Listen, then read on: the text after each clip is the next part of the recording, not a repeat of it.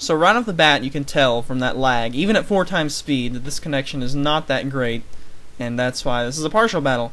Anyway, Porygon 2 has Ice Beam almost all the time, so I'm going to switch Shade Man out and probably go to Aggron to take it, as he can resist that, although it'll probably still deal a truckload of damage. He goes for Tri Attack instead, which is cool. I 4x resist it, and I freeze, so that is not very good at all. This is also the debut, as you just saw, of my new Nuzlocke emote strips, which I love dearly, and I think are much better than my old ones, which were somewhat generic. I may still use those from time to time, but probably will keep using the Nuzlocke ones. Nuzlockecomics.com, or just Nuzlocke.com, by the way. Where's where those are from. I get 2 freezes, and or 2 turns where I do not unfreeze, and thus I do not get a head smash on Lapras. I don't know if it would have killed, since Lapras is fairly bulky, but it would have done a truckload, and that would have been good, because hitting enemy plesiosaurs with shells with trucks is pretty nice, even though hitting something with a truck seems like it would be steel type. Or no, never mind. Lapras is neutral to steel. Anyway, I sent out King. This is my interesting King, which I thought up probably one day in school. And I get Toxic on Feraligatr, which is okay if it wants to Dragon Dance or Swords Dance or whatever.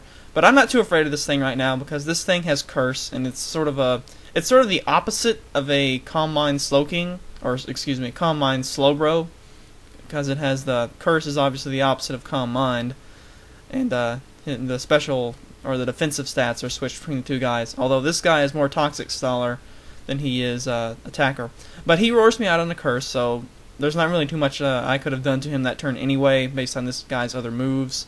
So cursing wasn't as bad as any other move I could have done there.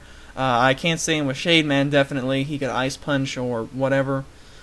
So I'll go back to King, and now he'll Screech, which that strikes me as a really, really weird combination, having Roar and Screech. I guess Screech is to somewhat pseudo-haze, kind of like Yawn, force, make them want to switch, and then Roar roar as they switch, and you get more residual damage. I guess that's what that's for, but I don't know. Anyway, I think he did Aqua Jet there for whatever purpose. I guess it was his best move or whatever. And that didn't do too much to me since I'm physically defensive. And then I go for Dive, because that's what this guy does. It's kind of like Xerxes' Articuno that has pretty much the same set except for, it's got Roost instead of Slack Off, obviously, and it's got Fly instead of Dive. So that's pretty much the same set, just with a different guy. I try to Toxic, and I miss, and I also don't take a T-Bolt as well as I would like, especially off Lapras. It's not like Lapras is a special sweeper. But apparently I did not invest enough special defense in this guy, so maybe I might see about changing his EV spread a little bit, because that did a lot more than I think it should have. Unless this is Specs Lapras, which, based on the name, I just realized, based on the name, it could very well be a Specs Lapras, so maybe I should do a calc on that. I don't want to stay in and take another one of those things, because I can always come in on something, slack off, and, get him back up to health.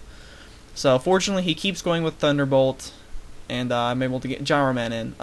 If I had a thought of Specs at that point, I probably would have done something else, I'm not sure. But anyway, we got disconnected, so I guess that's the end of that regardless.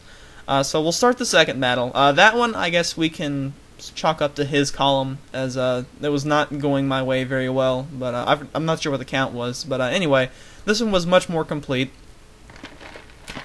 Okay, oh yeah, that's right. So this one was something of a grab bag.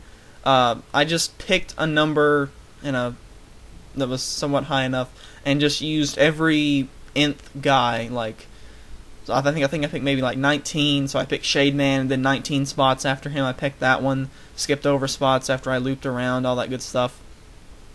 But anyway, it was funny that I still got Shade Man as a lead, and I think I actually ended up with a decent team too. He got a drop, which didn't really matter because I was probably going to switch out anyway, or was I? I'm not sure. Anyway, his taunt did nothing. I'm trying to get caught back up here now, as knockoff and stuff was doing whatever to him. And I think maybe was that a focus sash I knocked off, so not too effective. But anyway, I'll go to Quint, and I think he gets a crit or a drop here. Yeah, so he got a drop, and then next turn he got a crit. And there's another one of the faces. Like, what is this? I don't even. Anyway, I'm at exactly 100 HP. And he taunts me because I assume that he is just being nice right there. Because if he had not gotten a crit, I could have, killed the Gengar. Is that a southern expression? I'm not sure. Someone clarify that for me. Done verb something. Anyway, Avalanche killed the Gengar because that's the only thing I can hit Gengar with. And out comes Scyther, which I know, I assume is probably banded or something, and likely has Technician Aerial Ace, which I have one of these of my own, and I know how much that hurts. So I go to Zapdos, who resists it, and it still doesn't exactly resist it. It still is almost going to get 2-hit KO'd. But the keyword there is almost 2-hit KO'd. He predicts Heat Wave, I guess, and goes at the Flareon, but Thunderbolt will be stronger because it is Stab 1 and actually has 5 less base power, but it also has the 100% accuracy. So yeah, T-Bolt will 2-hit KO. So in case he has a ground type or something like that, I'm gonna go with HP Water and hope it kills, because it easily could not. But I get a critical hit anyway, so I'm not sure if that mattered or not. Quite possibly it did. He wouldn't have lived with much, but at that point he still could have pulled off Fire Blast, and I could have lost Zapdos, which would have been really bad. He sends out Not Banded, which I think actually ends up to be not banded, not even muscle banded, as I think he's Life Orb. Extreme Speed does not kill my Zapdos, and I think he probably may have wished that it was banded right there, as Heat Wave does a number on Lucario. So yeah, that would have probably been a good idea to have a banded Lucario right there. Anyway, was that Life Orb? I wasn't even paying attention. Out comes this thing again, which I know is faster than Falzer because Falzer is modest. And then, like, the worst possible thing happens, he bloody uses Pursuit. And then I get this guy in, who was supposed to be Death Fodder. And now he's in here, and he can't do anything because he was supposed to be Death Fodder. But for some reason he switches. So I was just going to do, you know, whatever as he killed me. Oh, that's right. I forgot that he's probably choiced. Okay, that's why he switched, because he didn't want to hit me with choice banded Pursuit apparently, which probably still would have 2-hit KO'd. But Earthquake and Avalanche are doing the damage, and then he does Crab Hammer after Agility, which I'm not sure totally why, because I think he was faster anyway, unless he has like some sort of, I don't know, Quint's not fast at all. Anyway, he missed Crab Hammer because he did, and I'm back up to 200 HP. I've gained 100 HP from my leftovers, so cool. I Mirror Coat the Surf back because I figured he would just go for damage, and it did like under half because Vaporeon has an absurd amount of HP. So I think I'm just going to keep going with Earthquake from here on out because he could still Wish, Protect, and do things like that. But however, I also have a weapon on my team that I've been trying to keep hidden because it's a great thing to send out when they're not expecting it. He goes for Rain Dance, and I'm like, okay. I think he said this was a holdover from his Xerxes wacky tournament thing, and I think he may have just picked some random guys too. But I think I decided to go to my secret weapon now, as I don't think that... Well, I don't think... Has he shown me Wish or Protect? I'm not even sure. But anyway, barring Toxic, I know that this guy has got to be 100% wall.